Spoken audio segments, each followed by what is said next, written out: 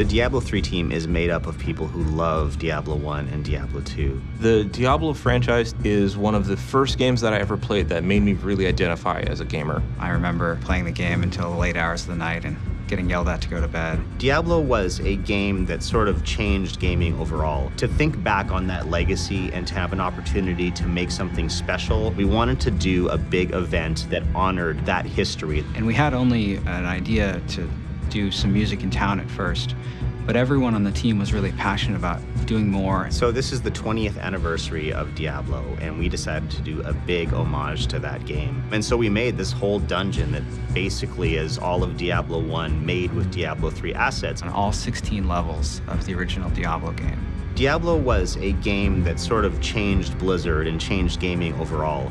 The year it came out was a year that RPGs were declared to be dead.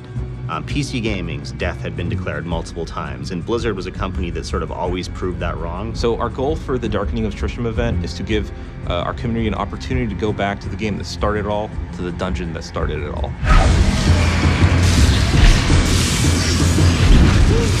So during the month of January, cultists will be appearing all over Sanctuary. The cultists that were loyal to Adria are trying to resurrect her work. They know that the Nephilim is the only one that can stop them. So their plan is to ambush you while you go about your day.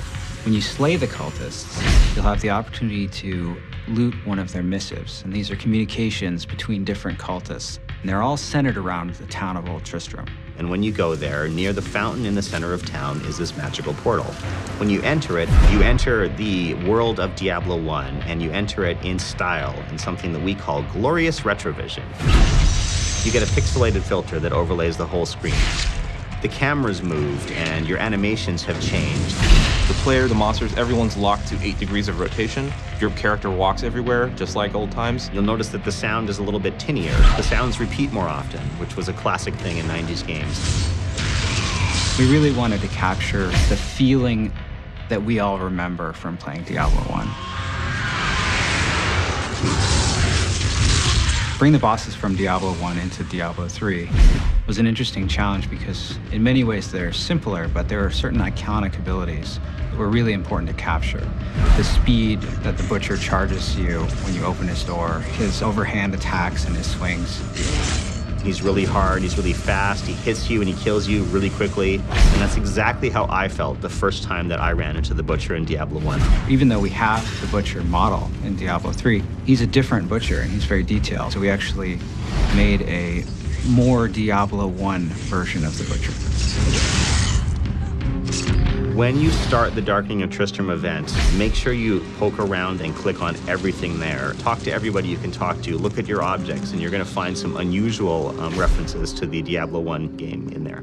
The other thing that I like to do is start with a fresh character and play through it from level 1 to really get that Diablo 1 feeling.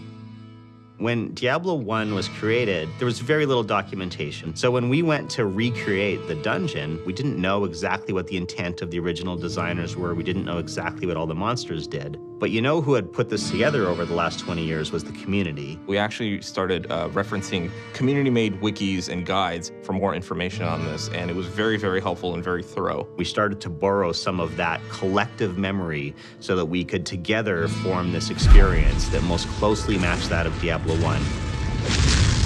One thing we decided we couldn't do, we just didn't have time to redo the user interface. It was out of scope, we didn't have time. But a group of artists, led by one of our artists, a guy named Josh Manning, decided that they were going to do it in their own time. So we came in one day and the UI was done. And that, I think, just shows the passion that the team has for Diablo 1 and this opportunity to honor a 20th anniversary of this game that we love so much.